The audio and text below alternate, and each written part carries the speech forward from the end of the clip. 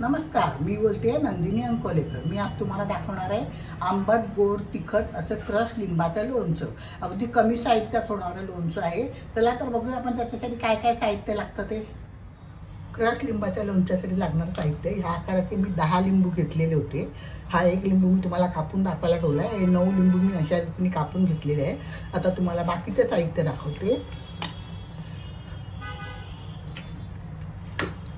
अर्धा किलो साखर घेतली आहे। अर्धी वाटी मी कैरीचा लोणच्याचा कुठलाही मार्केटमधला ब्रँडमधला अवेलेबल असेल तो मसाला घ्यायचा आणि 2 ते 2.5 टेबलस्पून मीठ घ्यायचं। मीठ जरा जास्ती लागतं ह्याला, तर ते मीठ घ्यायचं। आता अर्धा किलो साखर म्हणजे वजनाने अर्धा किलो आहे, मापाने साधारणपणे 3-3.5 कप होईल। तर तुम्ही शक्यतो वजनाने घ्या, कारण लोणच्याला कसं वजन बरोबर असलं ना तर सगळं लोणचं व्यवस्थित होतं। आणि हे एकदम सोपं लोणचं आहे। त्याला तेल वगैरे काही लागत नाही आहे, फक्त मुरायला 5 ते 6 दिवस लागतात। आता तुम्हाला मी लिंबू कापून दाखवतो। हा लिंबू घेतला आहे, याच्यातला अर्धा कापायचा आधी पहिल्यांदा। आणि शक्यतो स्टीलचा चाकू वापरा। कोणत्याही लोणच्याला पाण्याचा हात कुठलाही नाही लागला तर लोणचं खूप चांगलं राहतं। त्याच्यामुळे आपण पाणी कुठेही हात पण आपले ओले नसले पाहिजे, नॅपकिन पण आपला ओला नसला पाहिजे, भांडी पण ओली नसली पाहिजे। एवढी काळजी घेतली की लोणचं वर्षभर खूप छान दिसतं। तर या स्टीलचा चाकू आहे माझा, त्याने आपण लोणच्याच्या बिया काढून घेऊया। आता ह्याचे आपण परत तुकडे करायचे।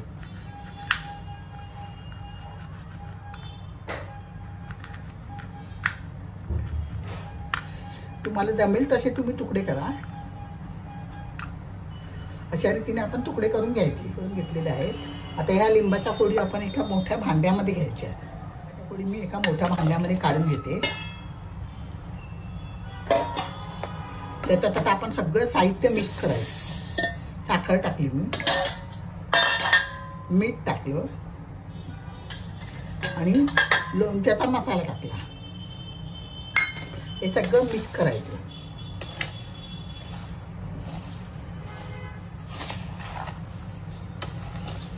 सगळं मिक्स करून घेतलेलं आहे। आता हे ना आपण थोडं थोडं करून मिक्सरला बारीक करायचं।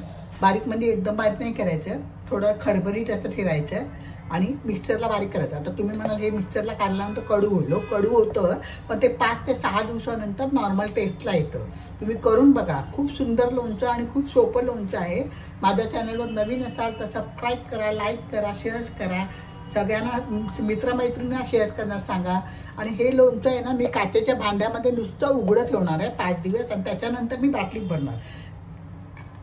तर चला आता आपण मिक्सरला बारीक करून घेऊया। अशा रीतीने मी क्रश करून घेतलं आहे लिंबाचं लोणचं। हे मिक्सरमधून काढून घेतलेलं आहे। फक्त हे लोणचं आपण करताना काचेच्या भांड्यामध्ये 5 दिवस ठेवायचं। 5 दिवस झाल्यानंतर स्वच्छ एका सरळ केलेल्या बाटलीमध्ये आपण भरून ठेवायचं।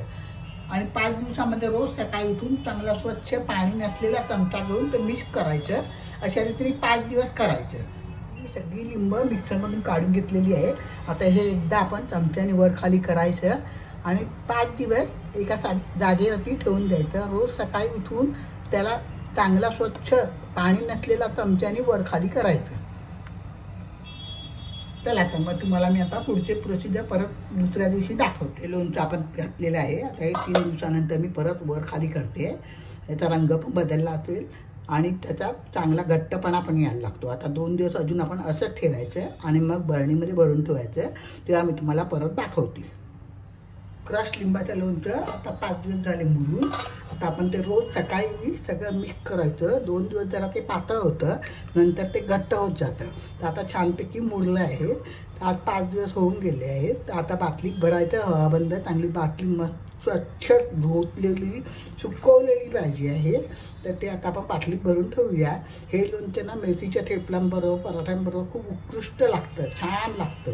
तर तुम्ही करून बघा, तुमचे केल्यानंतर कसं लागतं ते मला कॉमेंट्स बॉक्समध्ये कळवा। तर चला आता आपण बाटलीत भरून ठेवूया। बाटली मी छानपैकी स्वच्छ धुतलेली आहे। स्वच्छ एकदम पाणी नसलेली बाटली ठेवायची आपण, तर त्याचं छान लोणचं वर्षभर राहतं।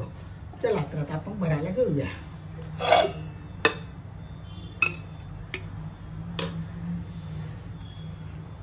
शर्यतीने सगळ्या बाबतीत मी लोणचं भरते.